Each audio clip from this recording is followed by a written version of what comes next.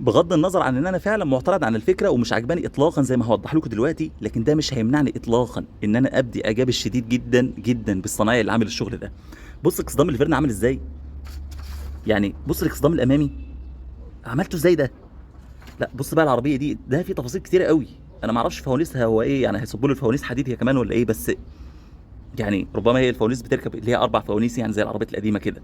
بغض النظر، ففي تفاصيل في الاكسدام مرعبه، تفاصيل رهيبه. وده انا اعتقد بعد ما يدهن مش هتفرقوا عن اكسدام البلاستيك. بص ده كده، لا وعامل له كمان الاشاره في الجنب بتاعت الفيرن، فشغل والله شغل رهيب.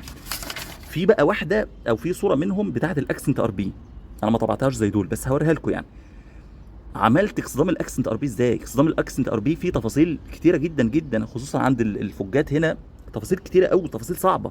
عملوا برضو ابن اللذين، ورغم ان انا برضو مش شايف مبرر للاكسنت ار بي، يعني برضو حاجته موجوده، لكن برضو هو عمل الكلام ده. وكتير قوي من العربيات الصيني برضو هوريها لكم، زي التيجو مثلا برضو عامل لها اكسدام، وكذا عربيه تانية. بص يا سيدي، وجه الاعتراض كالاتي: الراجل اللي ماشي في الشارع ده لو انت خبطته بالعربيه مش المفروض من اقل خبطه انه يجيله ارتجاج في المخ ويموت. علشان كده شركات السيارات عملت نظام اسمه البيدستريان انجري ميتيجيشن. معناه ايه؟ انه تخفيف الصدمه على المشاة في الشارع في حاله ان انت لا قدر الله خبطت حد، عشان ما يموتش او يجيله ارتجاج في المخ. علشان كده بيخلوا صاج العربيات او الكبوت بالذات ضعيف، والاكسدامات الى حد ما ضعيفه، بحيث انها تمتص الصدمه عن الشخص اللي ماشي في الشارع. وده اللي بيفسر ليه العربيات الحديثه صاجها ضعيف مقارنه بالعربيات القديمه. طيب دي اول حاجه. الحاجه الثانيه كمان عملوا نظام اسمه البوب اب هود. معناه ان الكبوت بيجي من عند المفصلات يرتفع زي ما انت شايف كده قدامك، بحيث ان هو يسمح لراس الشخص اللي اتخبط لا قدر الله ان هو يحصل امتصاص للصدمه، وراسه ما تتخبطش مباشره ولا توصل الخبطه للموتور فالراس تتضرر. وصاج الكبوت زي ما انت شايف كمان ضعيف، فبيقدر ان هو يمتص الصدمه، لكن لو كان صاج قوي كان فعلا هيموته.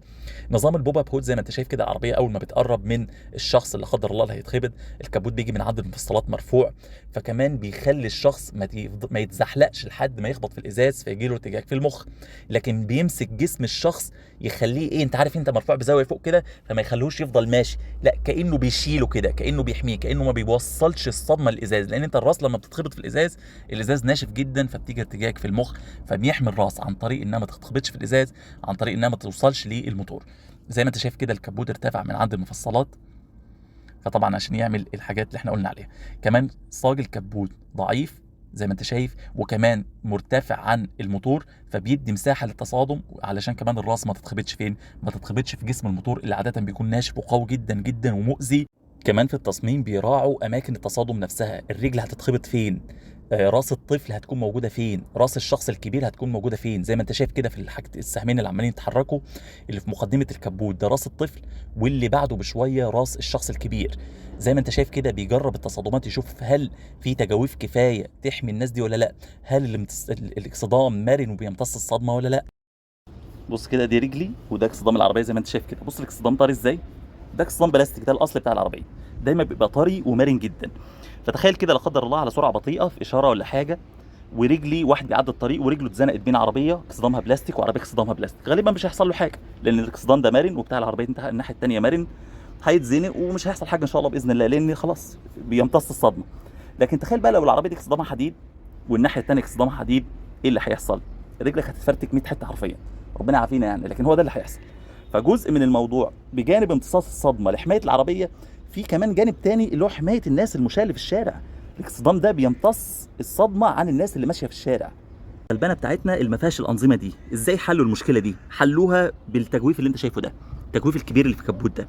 الكبوت لو بصيت عليه من جوه هتلاقي عظمه ناشف، خدت بالك ازاي؟ ومن بره عظمه طري. فعلا الصاج ده ناشف جدا جدا مقارنه بالصاج اللي بره اللي هو الطري.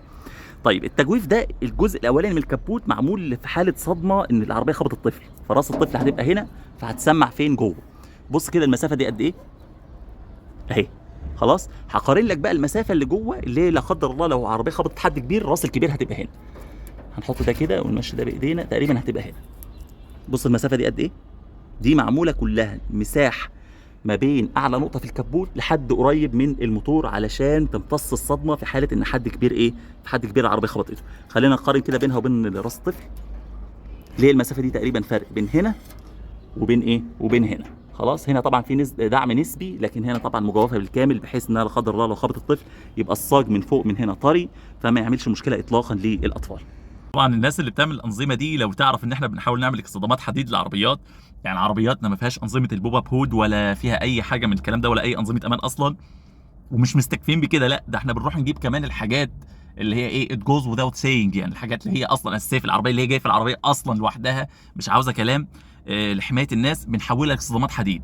فالناس دي هتنتحر، وبعدين هيجي المنطق ينتحر، ويعني يعني ممكن الشركات دي تقفل تاني يوم من كتر اللي احنا بنعمله، فاللي احنا بنعمله مستفز.